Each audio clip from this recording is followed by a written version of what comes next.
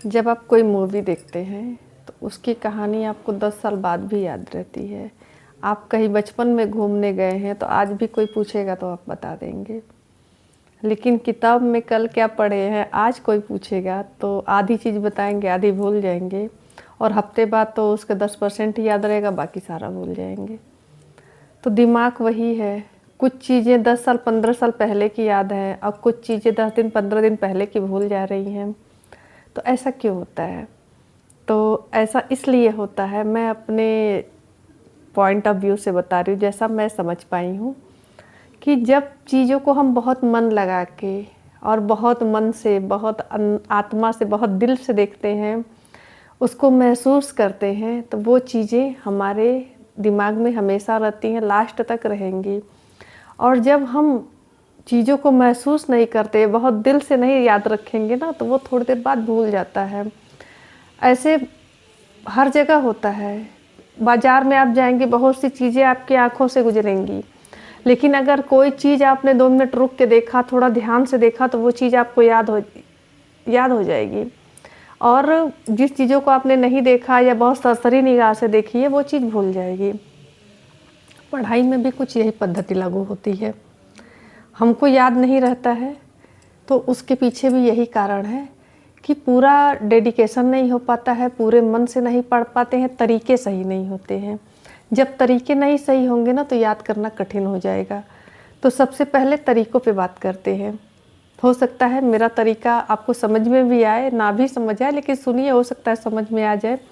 तो सबसे पहले जो तरीका पढ़ने का हो, जो याद रखने का है, एक ऐसे जगह को चुनें जहाँ शोरगुल ना हो, भले 1 घंटे के लिए ही रहे, एकदम शांत।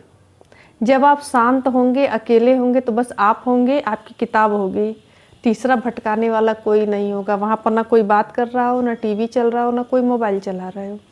कहीं भी चले जाइए, सीढ़ी पर चले जाइए, तहखाने में चले जाइए, स्टोर रूम में चले जाइए। अगर आपको वाकई याद रखना है तो दिमाग को थोड़ा फ्री रखना ज़रूरी होगा, ताकि उन चीज़ों पर वो ध्यान केंद्रित कर पाए।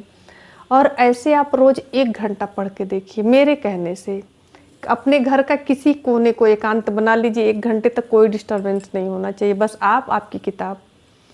1 घंटा रोज़ पढ़िए। 1 महीने बाद आप रिजल्ट देखिएगा और इस वीडियो में आके मुझे कमेंट करिएगा कि मैं सही बता रही थी कि गलत बता रही थी।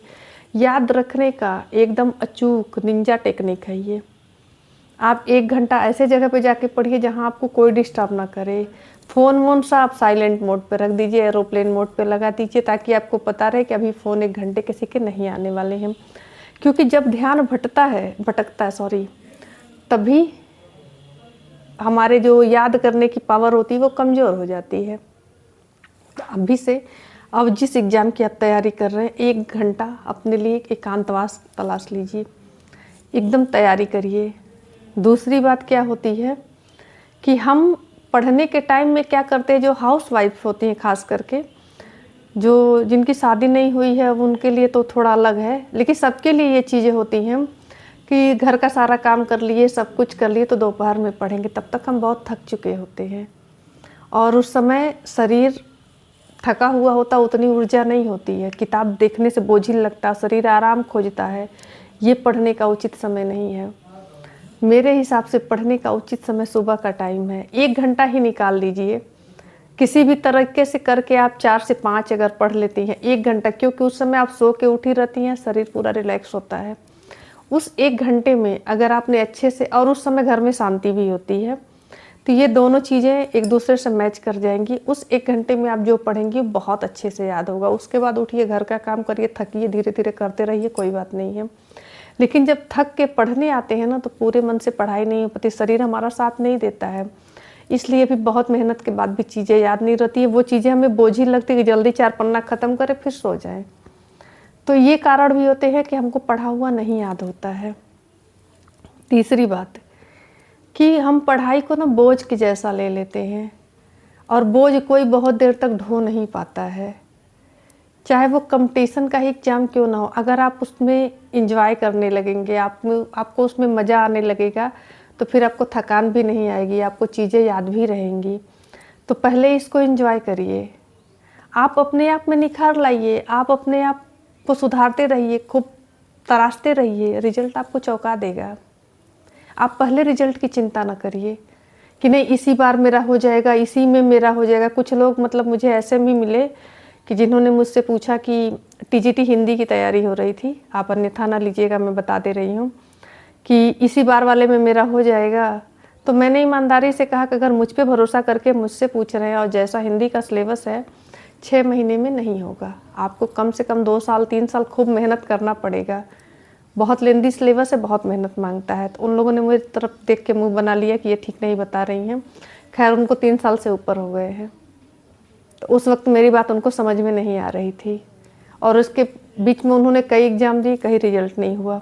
बस इसी वजह से कि वो अपने काम पर ध्यान न देकर रिजल्ट पे ध्यान दिए हुए हैं। पहले काम करिए, रिजल्ट तो आ ही जाएगा, एकदम बढ़िया वाला आएगा।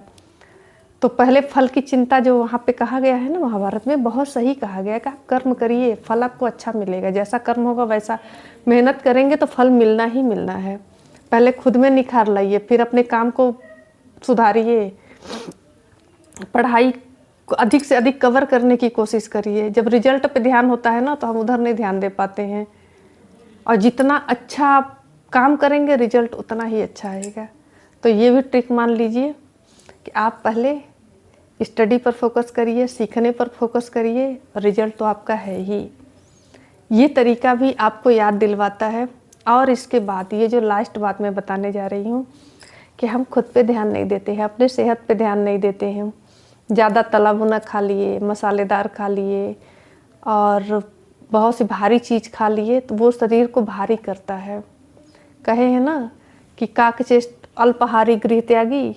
तो खाना हम ये नहीं कह रहे थोड़ा खाइए, पर ये ज़रूर कहेंगे कि बहुत चटपटा मसालेदार तीखा थोड़ा जीभवा को कष्ट दीजिए। कुछ भी मिलता है ना तो बहुत कष्ट से मिलता है। तो अच्छा खाना खाइए। अच्छा खाना से मतलब हेल्दी खाना खाइए जो शरीर को स्वस्थ रखे, आपके अंदर आलस कम आए, आप स्फूर्तिवान रहे, ऊर्जावान महसूस करें। और ये जितने गरिष्ठ खाने होते हैं ना, ये शरीर को भारी करते हैं, आलस बढ़ाते हैं शरीर में। हमेशा नींद नींद जैसा लगेगा आपको, क्योंकि शरीर को पचाने के लिए फिर आपको आराम चाहिए, फिर आप सोएंगे। हल्का खाना खाएंगे तो आप ऊर्जावान महसूस करेंगे। तो जूस, सादा खाना, बादाम वगैरह अगर आप अफोर्ड कर सकते हैं तो खाइए, पानी खूब पीजिए और भरपूर नींद लीजिए। क्योंकि कहते हैं ना स्वस्थ शरीर में ही स्वस्थ मस्तिष्क का विकास होता है। तो जब आप स्वस्थ रहेंगे तो आपको चीज़ें भी याद रहेंगी। मैं सही कह रही हूँ कि गलत, कमेंट में ज़रूर बताइएगा। मिलते हैं अगले वीडियो में, तब तक के लिए नमस्कार।